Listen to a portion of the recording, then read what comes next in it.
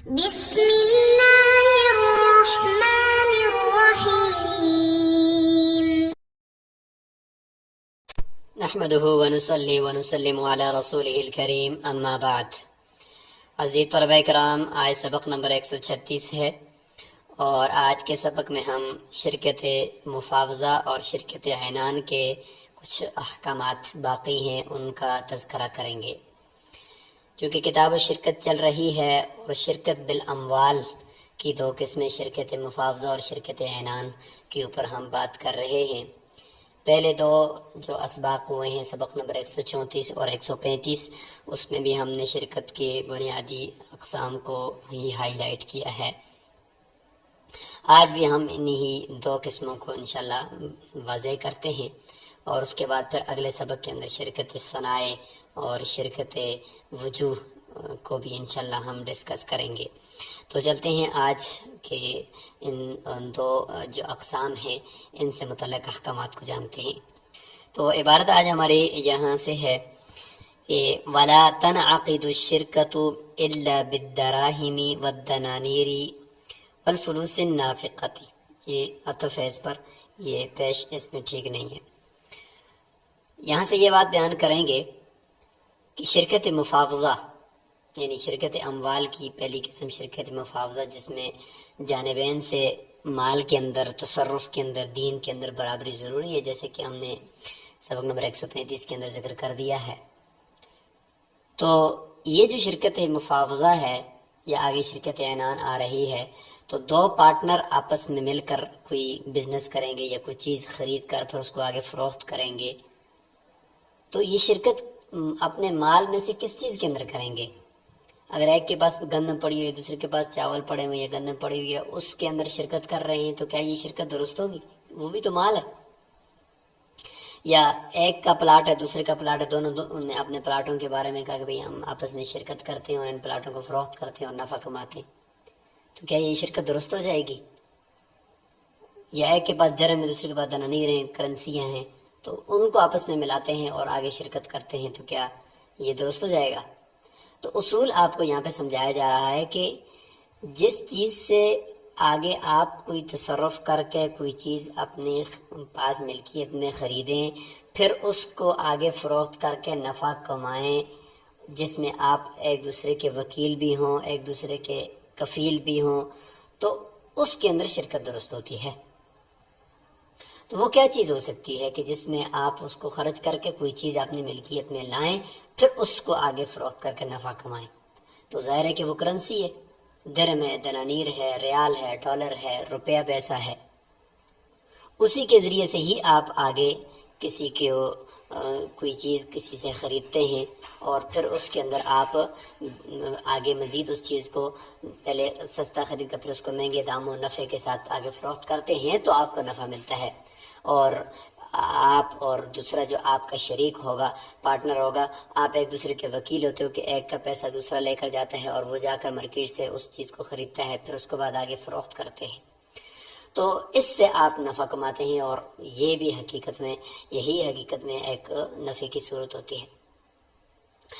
اگر آپ اس طرح کرتے ہیں کہ آپ کے پاس پلاٹ ہے یا آپ کے پاس آپ کی بلڈنگ ہے،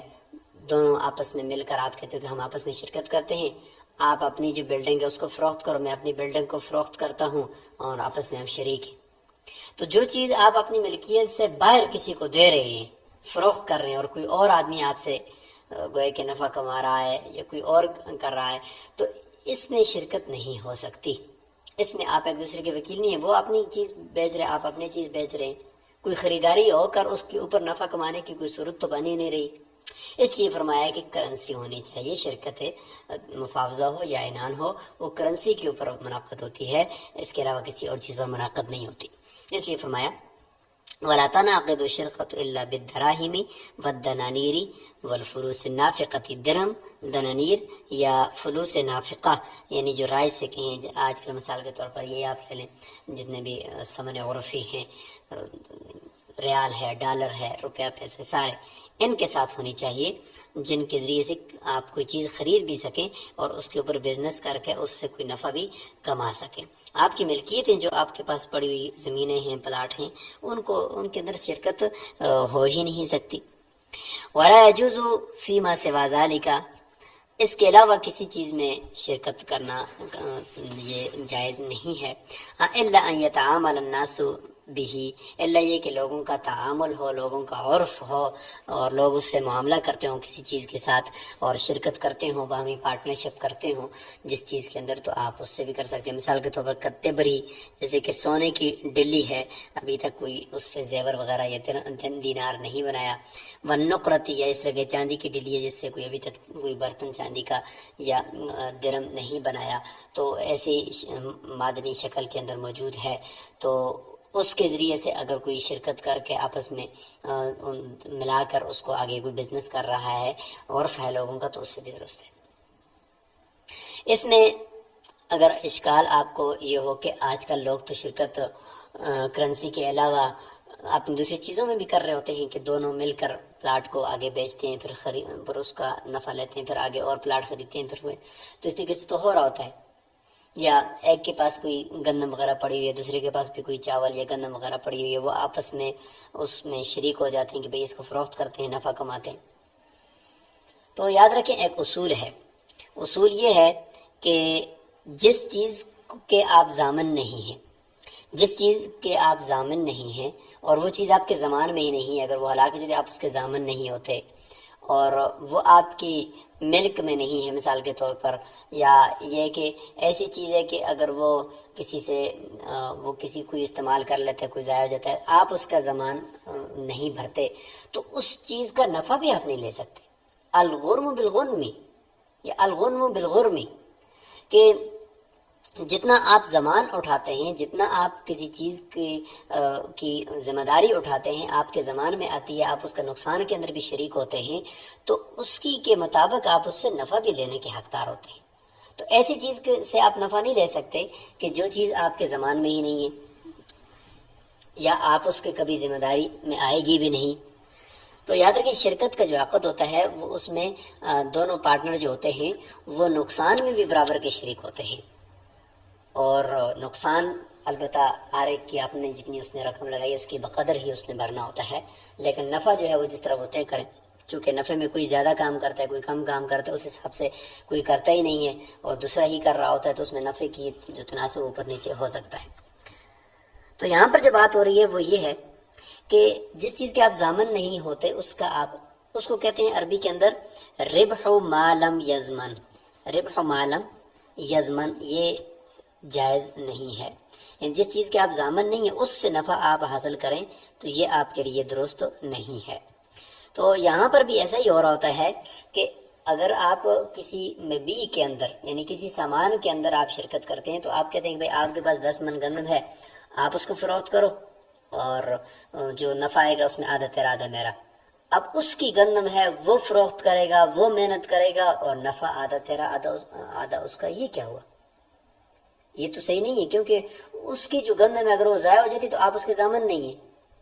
لیکن آپ نفع میں شریک ہونا چاہتے ہیں، ایسا نہیں ہو سکتا۔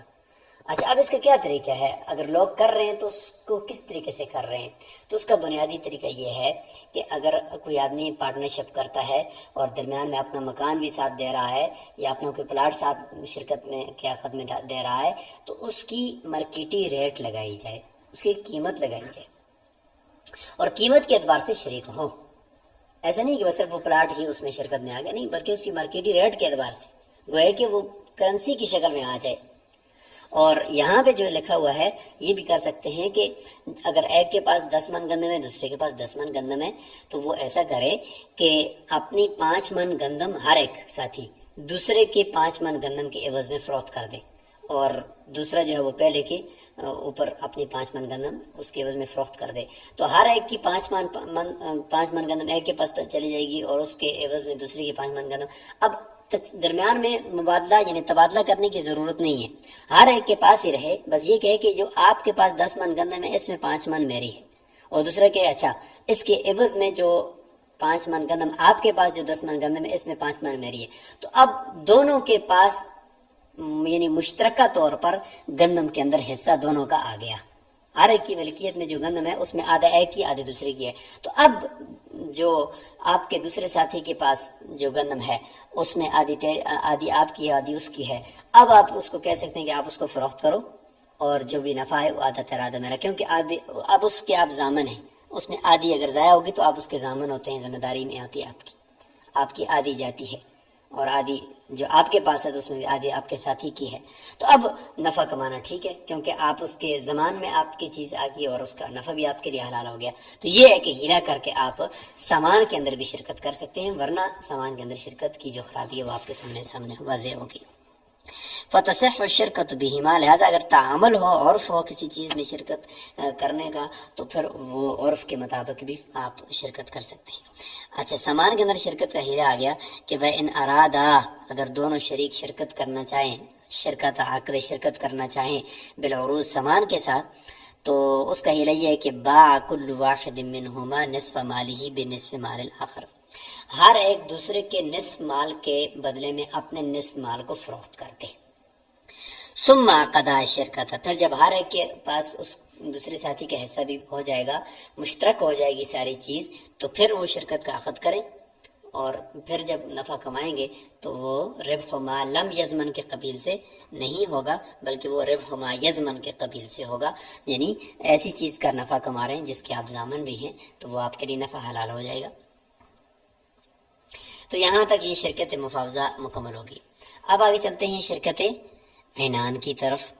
وَأَمَّا شرکت العنان، عنان بھی ہے، عنا سے ہے بمعنی اعراض کرنا، اور اس میں بھی یہی ہوتا ہے کہ برابری سے اعراض کیا جاتا ہے، یعنی ایک دوسرے کے ساتھ برابری کی شرط اس میں بالکل نہیں ہوتی، اور اگر ایک کے پاس لاکھوں روپے ہیں، دوسرے کے پاس کروڑوں روپے ہیں، اور کاروبار میں صرف چند لاکھ روپے ڈال رہے ہیں تو کوئی بات نہیں ہے، کسی کے پاس اس کی مرضی ہے جتنا وہ ڈالے، اور اس میں بھی ہر ایک دوسرے کی طرف سے وکیل ہوتا ہے، کفیل نہیں ہوتا، یعنی ضامن نہیں ہوتا اس کی طرف سے، لیکن یہ کہ اس کی طرف سے جا کر کوئی چیز خرید کر آگے فروخت کر سکتا ہے۔ تو اس لیے یہ والا، اور دوسرا عنان سے ہے، عنان من ہوتا ہے بادل، اور بادل کی طرح یہ بالکل واضح اور مشہور یہ ہے، چونکہ یہی سب سے زیادہ چلتی ہے، اس لیے اس کو شرکت عنان بھی کہتے ہیں، عین کے فتح کے ساتھ۔ وَأَمَّا شِرْكَةُ الْعِنَانِ فَتَنْعَقِدُ عَلَى الْوَكَالَةِ دُونَ الْكَفَالَةِ، یہ منعقد ہوتی ہے وکالت پر نہ کہ کفالت پر، یعنی ایک دوسرے کے ضامن نہیں ہوتے بلکہ جو ایک دوسرے کے وکیل ہوتے ہیں کہ وکیل بن کر اس کی طرف سے جا کر کوئی چیز خرید سکتے ہیں۔ وَيَصِحُّ التَّفَاضُلُ فِي الْمَالِ، اور اس میں یہ بھی جائز ہوتا ہے کہ مال کے اندر کمی زیادتی ہو، ایک کا 2 لاکھ ہو، ایک کا 1 لاکھ ہو۔ وَيَصِحُّ أَن يَتَسَاوَيَا فِي الْمَالِ وَيَتَفَاضَلَا فِي الرِّبْحِ، اور یہ بھی درست ہوتا ہے کہ مال تو دونوں کا برابر ہو، 1 لاکھ روپیہ، لیکن نفع میں ایک کا نفع 75% ہو اور دوسرے کا 25% ہو، یہ بھی ہو سکتا ہے، کیونکہ ایک ہو سکتا ہے کہ وہ ورکنگ پارٹنر ہو اور وہ کام کر رہا ہو، اور دوسرا جو ہے وہ سلیپنگ پارٹنر ہو، وہ کام نہ کر رہا ہو، تو اس لیے اس طریقے سے بھی وہ آپس میں طے کر سکتے ہیں۔ اور اس میں یہ بھی درست ہے، یہ بھی جائز ہے کہ وَيَجُوزُ أَن يَعْقِدَهَا كُلُّ وَاحِدٍ مِّنْهُمَا بِبَعْضِ مَالِهِ دُونَ بَعْضٍ، کہ ہر ایک اپنے مال کا کچھ حصہ شرکت میں لگا دے، عقد کر دے اس پر، اور کچھ حصہ نہ کرے، یہ بھی درست ہے۔ وَلَا تَصِحُّ، اور یہ شرکت عنان بھی درست نہیں ہے، الا بما، مگر صرف اسی چیزوں کے ساتھ درست ہے، بینا جو ہم نے پیچھے شرکت مفاوضہ کے اندر بیان کی، کہ ان المفاوضہ تصح به، کہ جن کے ذریعے سے شرکت مفاوضہ درست ہے، جن پر شرکت مفاوضہ کرنا، یعنی درم دنانیر، کرنسی وغیرہ، تو جس طریقے سے وہاں ہم نے بیان کیا تھا کہ وہ درست ہوتی ہے جس سے، تو اس سے شرکت عنان بھی درست ہوگی۔ سامان کے اندر شرکت عنان بھی درست نہیں ہوگی جس طریقے سے شرکت مفاوضہ درست نہیں ہے، ہیلا وہاں پہ بھی کر سکتے ہیں، یہاں پہ بھی کر سکتے ہیں۔ وَيَجُوزُ أَن يَشْتَرِكَ وَمِنْ جِهَةِ أَحَدِهِمَا دَنَانِيرَ وَمِنْ جِهَةِ الْآخَرِ دَرَاهِمْ، یہ بھی اس میں کوئی قید نہیں ہے کہ دونوں کے پاس مال ایک ہو، یہ بھی درست ہے کہ ایک کے پاس ایک طرف دونوں شریک تو ہیں لیکن ایک کے دینار ہیں اور دوسرے کے درائم ہیں، یہ بھی جائز ہے۔ وَمَشْتَرَاهُ كُلُّ وَاحِدٍ مِّنْهُمَا لِلشِّرْكَةِ طُولِبَ بِثَمَنِهِ دُونَ الْآخَرِ۔ یہ جو پیچھے کہا تھا نا کہ کفالت نہیں ہوتی، اس میں وکالت ہوتی ہے، تو کفالت سے کی جو مثال ہے وہ بتائی جا رہی ہے کہ جو کچھ ہر ایک ساتھی ان میں سے خریدے گا شرکت کے مال کے لیے، شرکت کے عقد کے لیے کوئی مال خریدے گا، تو ثمن کا مطالبہ صرف اسی سے ہوگا، دون الآخر دوسرے ساتھی سے نہیں ہوگا، کیونکہ دوسرا ساتھی یہاں پہ اس کا کفیل نہیں ہے، کفالت نہیں ہے اس میں، ہم نے پہلے کہا ہے۔ وَيَرْجِعُ عَلَى شَرِيكِهِ بِحِصَّتِهِ مِنْهُ، بعد میں ایک شریک جس نے خود لین دین کیا وہی ادائیگی بھی کرے گا، بعد میں پھر وہ اپنے شریک سے رجوع بھی کر دے گا، لیکن یہ ہے کہ دوسرا اس کا ضامن نہیں ہوگا، کیونکہ دوسرے کو وہ پہچانتا بھی نہیں ہے، اور نہ ہی دوسرا اس کا ذمہ دار ہے کہ وہ دے، کیونکہ شرکت عنان ہے، شرکت مفاوضہ، یعنی اتنی برابری تو ہے نہیں ہے کہ ہر ایک دوسرے کی طرف سے کفیل بھی ہو۔ یہاں تک یہ بات شرکت عنان سے متعلق مکمل ہوگی۔ آگے یہ ایک بات آپ کے سامنے رکھیں گے کہ ایسا بھی تو ہو سکتا ہے نا کہ دونوں نے شرکت کا معاہدہ کیا، پیسے ابھی تک پاس موجود تھے، کوئی چیز خریدی نہیں تھی کہ پیسے گم ہو گئے ایک شریک سے۔ ظاہر ہے کہ دونوں ایک دوسرے کے امین ہوتے ہیں، ہر ایک کے پاس دوسرے کا جو مال ہوتا ہے وہ امانت ہوتا ہے، اگر بغیر اس کے زیادتی کیے ضائع ہو جائے تو وہ ضامن نہیں ہوتا۔ اب ایسا ہوا کہ کسی ایک کا یا دونوں کا مال ضائع ہو گیا، تو کیا کریں گے؟ دیکھیں، وَإِذَا هَلَكَ مَالُ الشِّرْكَةِ، شرکت کا سارا مال ہلاک ہو گیا، ضائع ہو گیا، گم ہو گیا، او احد المالین، یا دونوں میں سے کسی ایک کا، قبل ان یشتریا شیئا، کوئی چیز خریدنے سے پہلے تو ظاہر ابھی تک ایک یعنی کرنسی کی شکل میں پڑا ہوا تھا، کوئی چیز خریدی نہیں تھی، تو اگر دونوں ہلاک ہو گئے تو دونوں ایک دوسرے کے ضامن نہیں ہوں گے، اور اگر ایک کا مال ہلاک ہو گیا تو وہ بھی کسی سے رجوع نہیں کر سکتا، اور دوسرا پھر اس کو شریک بھی نہیں کر سکتا، کیونکہ ابھی تک کوئی چیز خریدی تو ہے نہیں ہے، تو دوسرا یہ تو نہیں چاہتا کہ میں اپنے مال میں دوسرے کو شریک کروں جب تک کہ دوسرا بھی اپنے مال کو نہ ڈالے، تو وہ ڈالتا ہی نہیں ہے، اس کا مال ہی گم ہو گیا، تو یہ پھر دوسرا راضی نہیں ہوگا کہ میرا جو بچ کے ہے پیسہ تو وہ اس میں دوسرا بھی شریک ہو، تو اس لیے شرکت ہی باطل ہو جائے گی، بطلت الشرکت، شرکت باطل ہو جائے گی۔ یہ ایک صورت ہوگی کہ کوئی خریداری کرنے سے پہلے پیسے گم ہو گئے۔ وَإِنِ اشْتَرَى أَحَدُهُمَا بِمَالِهِ شَيْئًا وَهَلَكَ مَالُ الْآخَرِ قَبْلَ الشِّرَاءِ، اگر ایسا ہوا کہ ایک نے اپنے مال سے کچھ خرید لیا، مال اٹھا لیا مارکیٹ سے، اس کے بعد دوسرے کا مال ہلاک ہو گیا، وہ ہلاک کی جگہ فہلاک ہو تو زیادہ بہتر ہے کہ پھر دوسرے کا مال ہلاک ہو گیا۔ ظاہر ہے کہ پہلے نے جو مال خریدا ہے تو اتنا زیادہ مال 1,00,000 روپے کا، 2,00,000 کا، 3,00,000 کا، وہ ایسے تو تھوڑی ہی خریدا، اس نے اسی نیت سے خریدا ہے کہ میں بھی خریدتا ہوں، میرا شریک بھی خریدے، اور آخر میں ہم اس سے نفع کمائیں گے اور آپس میں طے شدہ معاہدے کے مطابق تقسیم کریں گے۔ لیکن جب دوسرے کا مال ہلاک ہو گیا تو اب اس نے جو مال اٹھایا ہے تو اس مال کو اب وہ اکیلا کس طریقے سے مینج کرے گا، اس لیے دوسرے ساتھی کو وہ شریک کر دے گا، اور دوسرا ساتھی جو ہے وہ نصف مال کا اس میں شریک ہو جائے گا، منافع بھی ان کا اسی طریقے سے تقسیم ہو جائے گا، اور بعد میں جو اصل مال ہے، اصل مال میں دوسرا ساتھی جو ہے وہ پہلے ساتھی جس کا مال گم نہیں ہوا اس کو باقاعدہ جو اصل مال ہے اس میں بھی کچھ نہ کچھ دے گا، تاکہ یہ کہ دونوں آپس میں شریک ہو جائیں اور اس مال کو جو ایک کے حصے سے خریدا گیا ہے اس میں وہ بھی فروخت ہو جائے اور ان کا نفع مل جائے۔ فالمشترى بینہما، لہذا خریدا ہوا مال دونوں کے درمیان مشترک ہوگا، علی ما شرطا، ان کی اپنی شرط کے موافق۔ ویرجع علی شریکہ، اور جس کا مال گم نہیں ہوا اور اس نے اپنے مال سے جو جا کر اپنے پیسوں سے مال اٹھایا تھا، وہ شریک اپنے جس شریک کے پیسے گم ہوئے ہیں اس کے اوپر رجوع کرے گا، بحصتہ من ثمنہ، اس مال کے ثمن میں سے اس کے حصے کی بقدر، یعنی جتنا میں آپ نے مثلا اگر 1,00,000 ایک کا تھا، 1,00,000 دوسرے کا تھا، تو ایک کا 1,00,000 گم ہو گیا اور دوسرے نے اپنے 1,00,000 سے مال اٹھایا، تو جو 1,00,000 کا مال اٹھایا اس میں 50,000 روپیہ یہ مال گم ہو جانے والے شریک سے دوسرا شریک لے لے گا۔ کیا شرکت کا عقد کرنے کے لیے مالوں کو آپس میں خلط ملط کرنا، مکس کرنا یہ ضروری ہے؟ کہتے ہیں کہ یہ ضروری نہیں ہے، کر دیں تو اچھی بات ہے، ایک ہی کے پاس جائے اور اکٹھا مال لیں، یہ ضروری نہیں ہے۔ ایسا بھی کر سکتے ہیں کہ اچھا میرا 1,00,000 روپے اور آپ کا بھی 1,00,000 روپے، آپ جائیں اپنے 1,00,000 سے مال اٹھا کر لائیں، میں اپنے 1,00,000 سے مال اٹھاتا ہوں، دکان ایک ہے اس میں لا کر ڈال دیں گے اور پھر بیچیں گے، یہ بھی درست ہے، مال کو آپس میں مکس نہ بھی کریں۔ وَيَجُوزُ الشِّرْكَةُ وَإِن لَّمْ يَخْلِطْ الْمَالَ، اگرچہ مال کو وہ خلط ملط یعنی مکس نہ بھی کریں۔ اچھا، یہ پہلے بھی شرط بتائی گئی تھی اور اب بھی یہ بتائی جا رہی ہے کہ ولا تصح الشرکۃ اذا ترت لاحدهما دراهم مسمات من الربح، کہ شرکت جائز نہیں ہے جب شرط لگائی جائے دو شریکوں میں سے کسی ایک کے لیے متعین درموں کی منافع سے متعین درموں کی، کہ بھئی ہم جب حساب کریں گے نا تو 10,000 روپیہ نفع میں سے میرا ہو گیا، باقی جتنا بھی ہے وہ آپ کا ہے۔ یہ بات ٹھیک نہیں ہے، کیوں؟ ہو سکتا ہے کہ نفع 10,000 آئے نہیں، تو متعین نہ کریں، پرسنٹیج بتا دیں کہ اتنے پرسنٹ آپ کو ہوگا، اتنے پرسنٹ میرا ہوگا۔ اب اس میں اگر 10 روپے بھی نفع ہوتا ہے تو 10 میں سے بھی پرسنٹیج نکل سکتی ہے، فیصدی ایسا، تو فیصدی ایسا کریں، یہ نہ کریں کہ میرے اتنے ہوں گے، متعین نہ کریں۔ وَلِكُلِّ وَاحِدٍ مِّنَ الْمُفَاوِضَيْنِ وَالشَّرِيكَيْنِ الْعَيْنَانِ أَن يُبْذِيَ الْمَالَ، یہاں سے بتا رہے ہیں کہ کون کون سے وہ کام ہیں جو شریک جو دونوں پارٹنر ہیں وہ مال کے اندر وہ تصرفات کر سکتے ہیں۔ تو کون کون سے تصرفات ہیں؟ ظاہر ہے وہ تصرفات جس سے مال کو فائدہ ہو اور وہ بزنس سے ریلیٹڈ ہوں تو وہ کر سکتے ہیں، جو بزنس سے ریلیٹڈ کام ہیں وہ کریں گے، اس کے علاوہ نہیں کریں گے۔ اس لیے فرمایا کہ عنان اور مفاوضین یعنی دونوں شرکت مفاوضہ کرنے والے یا شرکت عنان کرنے والوں کے لیے اس چیز کی گنجائش ہے، موجود ہے کہ وہ مال کو وضاعت کے لیے آگے دے دیں۔ وضاحت کے لیے مطلب کہ محفوظ کرنے کے لیے مال کو اور بڑھانے کے لیے مال کو آگے کسی کو دے دیں، یعنی اب بھی کاروبار نہیں کرنا، 1 مہینے بعد کرنا ہے، درمیان میں کوئی ایشو چل رہے ہیں تو کسی کو دے دیے کہ یار یہ تم جا کر اس کو سنبھالو، اس پہ کاروبار کرو، جو نفع ہے خود ہی لے لو، بس صرف ہمارا جو اصل مال ہے وہ باقی رہنا چاہیے اور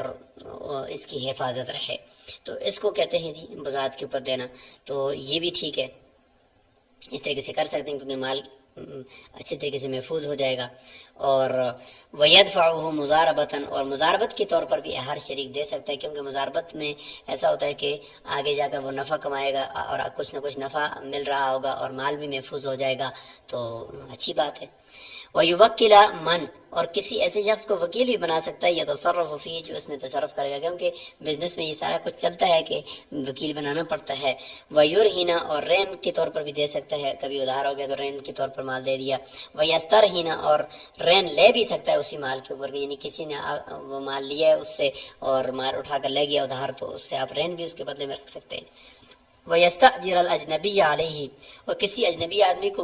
اس مال کے اوپر مزدور بھی رکھ سکتے ہیں اس کی حفاظت کے لیے، یا اس کو لیڈنگ یا لوڈنگ کے لیے بھی رکھ سکتے ہیں۔ وَيَبِيعَ بِالنَّقْدِ وَالنَّسِيَّةِ، نقد بھی بیچ سکتا ہے ہر شریک، ادھار بھی بیچ سکتا ہے، کیونکہ یہ بزنس کے ساتھ یہ چیزیں لگی رہتی ہیں۔ وَيَدُهُ فِي الْمَالِ يَدُ أَمَانَةٍ، ہر شریک کا جو ہاتھ ہوگا، قبضہ ہوگا، وہ